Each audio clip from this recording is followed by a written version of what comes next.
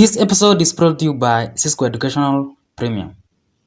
In 1494, Luca Pacioli publishes Summa de Arithmetica, a comprehensive collection of all known mathematics in Renaissance Italy.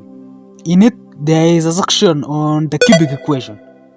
By this time, people have been trying to deduce the general solution of the cubic equation for at least 4,000 years. Each civilization that faced it would not conquer the cubic equation. So, reasonably, Pacioli's conclusion is that the solution to the cubic equation is simply impossible. Back in those days, mathematics was not written down in equations. It was wordy and at times poetic. People viewed mathematics literally. All mathematical concepts were drawn from the real world, and anything that could not add up was met with a lot of skepticism. Geometry was much loved as it described things that could be seen. Imagine you stepped in ancient Italy in the Renaissance period. You are a student attending some math class. You step on the door, then proceed to sit on that favorite chair and table of yours right by the corner. It is at that day of those cuts again, and you have a mathematics test. The first question you have been told to solve the quadratic equation. X squared plus 4x is equivalent to 12. Opposite to how you will complete the square algebraically, you will actually complete a literal square to solve the equation. You will be having some sort of manila paper. To solve the quadratic equation, you will cut a literal square with side x from your manila paper to represent the x square part of the equation. After this, you will cut a rectangle of side x for the width and side 4 for the length. I will still remember that the equation equals 12. To solve this quadratic equation, you would cut your rectangle into two parts, each with width x and side 2. You would then reorganize these two rectangles with that first square with side x to form a bigger square with side 2x. This square is not complete. To complete it, you would need to add a square of side 2, which is missing in the middle. Then, because you have added 2 square on one side of the equation, you will also add another 2 square on the other side to get 16. So we have the big square being equal to 16. Then finding the square root of 16, you will find it to be 4, which will represent the side of the big square. As you can see, you can derive the value of x to be 2, because 2x is equivalent to 4. And so you would have solved the quadratic equation. Looks like you have a bright future in math. You have found the solution to be 2, right? But so is negative 6. You see, back in those days, you wouldn't consider negative 6 to be a solution because negative 6 will not be geometrically relevant. After all, how would you have a negative area? It doesn't make sense. In fact, contrary to these days where we have the quadratic formula x is equivalent to negative b plus or minus root b square minus 4ac on 2a to be the general solution to the quadratic equation. In those days, there was no general solution to the quadratic equation because those ancient ones had not accepted the idea of negative solution, especially the square root of a negative number. The same approach was taken for the cubic equation, with the search for a general solution bearing no fruit. No wonder Omar Khayyam wrote, "Maybe one of those who will come after us will succeed in finding it." Now comes another character in our story, Scipione del Ferro. Scipione del Ferro is a mathematics professor at the University of Bologna. Around the year 1508 to 1512, he finds a method to solve depressed cubics. What are depressed cubics? Depressed cubics are a category of cubic equations with no x squared term. So what does it do after solving a problem that have obsessed mathematicians for thousands of years? One considered to be impossible by Leonardo da Vinci's math teacher? He tells nobody. You see, being a full-time mathematician is hard. If you don't find an opportunity in teaching, you would need to be publishing papers frequently to live off patents. In the 16th century, it was even harder. Your job would be constantly under threat from other mathematicians who can show up at any time and challenge you for your position. There was no particular formal certification or job guarantee. It was all decided on a duel, a math duel, if you are feeling fancy. So how is this math duel done? You can think of it like those math contests you had in high school. If you were fortunate enough to attend, or are fortunate enough to attend, but more like chess. It's a one-on-one game, except it's not a game this time. Your job, your source of livelihood is at stake. Each participant submits a set of questions to the other, and the person who solves the most questions correctly gets the job, while the other doesn't, and more serve as public humiliation. So far as Del Ferro knows, he is the smartest mathematician alive, so he guarantees his job security because no one else can solve the depressed cubics. For nearly 20 years, he keeps this secret. But as with human life, we are not immortal. Scipione is now a very old man in 1526, about to pass on. Before he passes, he breaks the secret to his super favorite student, Antonio Fiore, our third character in our story. Unlike Del Ferro, Fiore is not the smartest mathematician alive, nor is he the second or even the third. He's just a regular mathematician like you and I. Okay, maybe only like me. But Fiore is very ambitious, one of those guys who will build castles in their imaginations.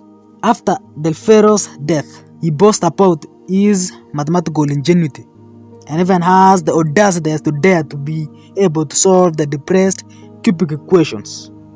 Remember that type of cubic equations? About this time, Niccolo Fontana Totalia, another mathematician, our fourth character, moves to Fiore's town of Venice.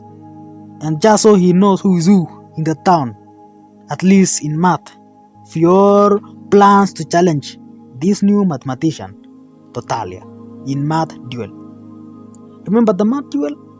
On February 12th, 1535, Fiore challenges Niccolo Totalia on a math duel. Totalia is a diehard. As a kid, he survived an attack by a French soldier who left his face open by a cat. That's why he is named Totalia, which translates as stutterer in Italian. Growing up in poverty, Totalia is largely self-taught, one of those self-made guys.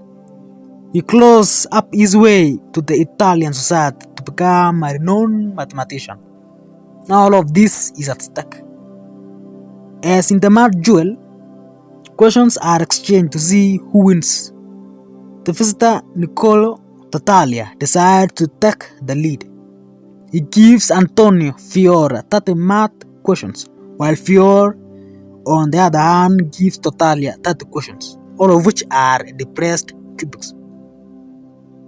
Each mathematician has about a month for the days to solve the equations they have been given. Now here's the challenge. Who will win and who will lose? Oh my.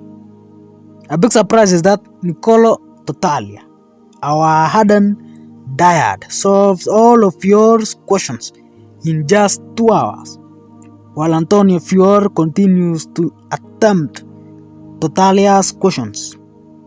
What's the hurry? There is like 40 days. Right, everybody? After 40 days, Fiore is unable to solve Totalia's questions. Not even a single one. Which should not come as a surprise since Fiore wasn't that talented mathematician and was just hiding behind his teacher's work, Scipione del Ferro. And so Totalia becomes the math kingpin of the town and Fior has to abide. What a mad duel. We should have one of these fine days. But maybe no. So, coming to think of it, Del Ferro was the only man in the world who could solve the pressed cubics. So how did Niccolo Totalia manage to solve the hardest problem known? How did he solve the depressed cubic equations? As the saying goes, necessity is the mother of invention. Because solving the depressed cubic equation was necessary for his career, Totalia had to become creative.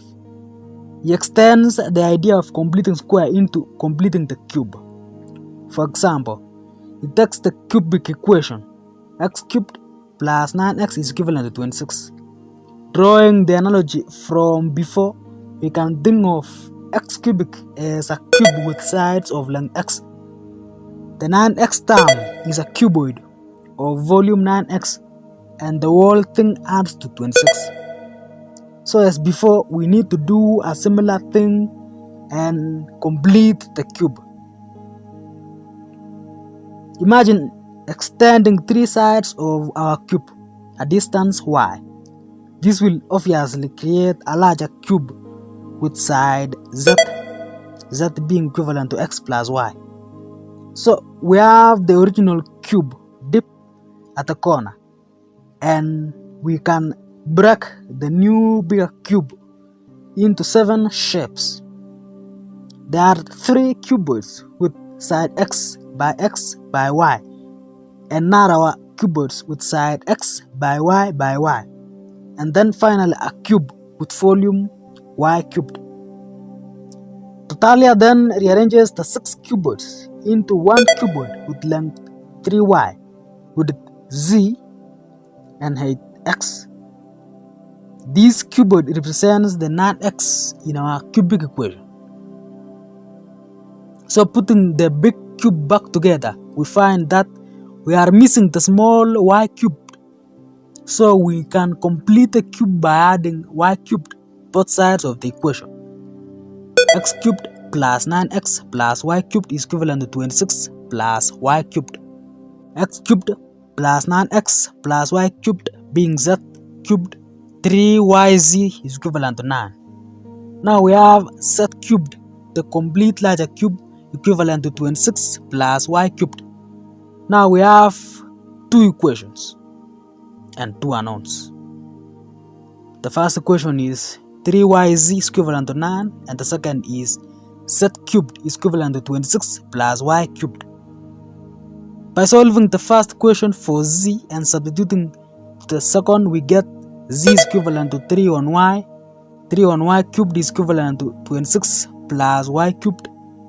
Then y cubed plus 26 is equivalent to 27 on y cubed, which is y raised to the 6th plus 26 y cubed is equivalent to 27. Y cubed being its own variable, we get y cubed square plus 26 y cubed is equivalent to 27, which is a quadratic equation and we know how to solve it. Even Fior or Pacioli knew how to solve it. And so from this we get y is equivalent to 1, z is equivalent to 3, x is equivalent to 2. This is the solution to the cubic equation. And so this is how Niccolo Totalia became the second smartest mathematician in the world. He summarizes this as a poem.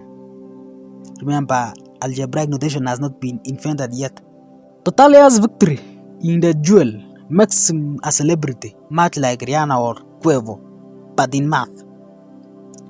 Mathematical community is eager to hear from him. Everyone wants his attention. Girolamo Cagano, our 5th character in the story, is a mathematician based on Milan. He too wants to hear from Niccolo Totalia, but as with celebrities, it's not easy to interact with one, and as they are usually adamant to hear anything from their fans, and no one is more adamant as Totalia, as he is to the mathematicians around the world, especially Girolamo Cagano. He refuses to reveal even a single question from the competition. However, Cagano is persistent. and he manages to box Totalia. On March 25th, the same year, 1539, Cagano manages to lure Totalia to Milan, and Totalia tells Cagano about this method of solving the depressed cubic equation. But there was a catch. Aside from introducing Totalia to his wealthy benefactor, Cagano has to swear solemnly that he would not tell anyone the method. He wouldn't publish it in any way, and will only write it in cipher. And as Totalia quotes, so that after my death, no one shall be able to understand it. Girolamo Cagano begins playing with Totalia's method. Now that he has a way to solve the depressed cubic equation, he wants to find a solution to the full cubic equations, including x squared term, and he finds it. The problem is he can't publish it because of the solemn oath he gave to Totalia. And why does he want to publish it just like that? You see, Cagano is a doctor and doesn't need a math job to make ends meet. And for him, the credit is more important than the secret. But then, what gives? In 1542, Girolamo Cagano travels to Bologna, where he visits a mathematician who happens to be the son-in-law to Scipione del Ferro. Remember him? Our second character in our story? Cagano finds the solution in Del Ferro's old notebook that was shared with him during the visit, and it predated Totalia by decades. So now he can publish his work without violating the solemn promise he gave to Totalia.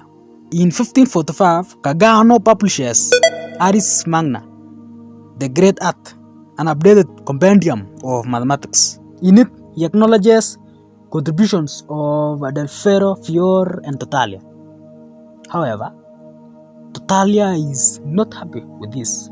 But maybe to keep this in mind, these guys are still using the geometric analogy to solve these equations. The problem came when Cagano encountered problems that involved the negatives. He asked Totalia about this, but he could not solve it too. After all, how could you complete a square by adding a negative area, or complete a cube by adding a negative volume? So what does Cagano do?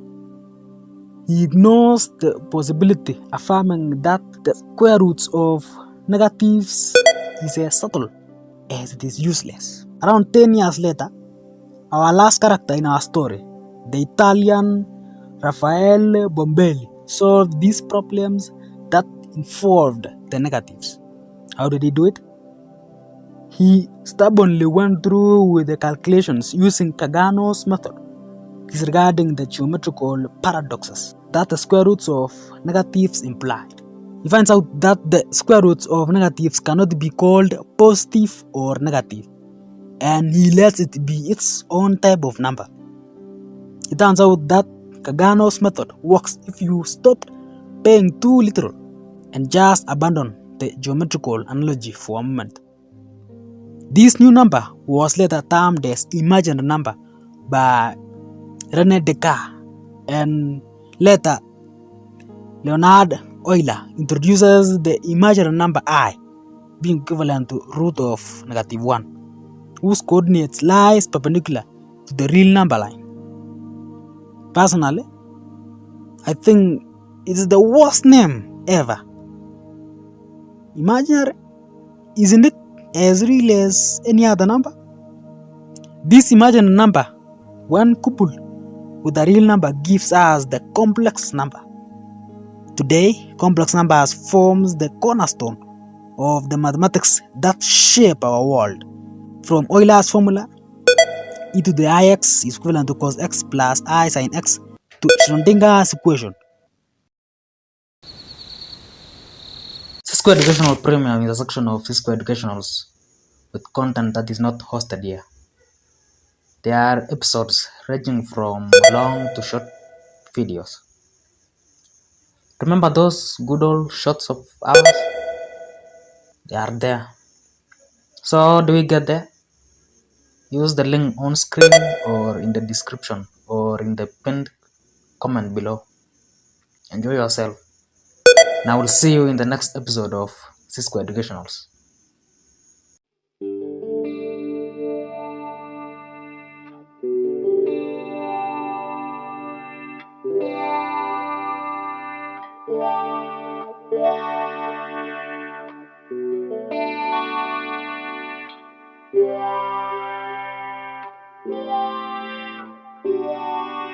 Yeah.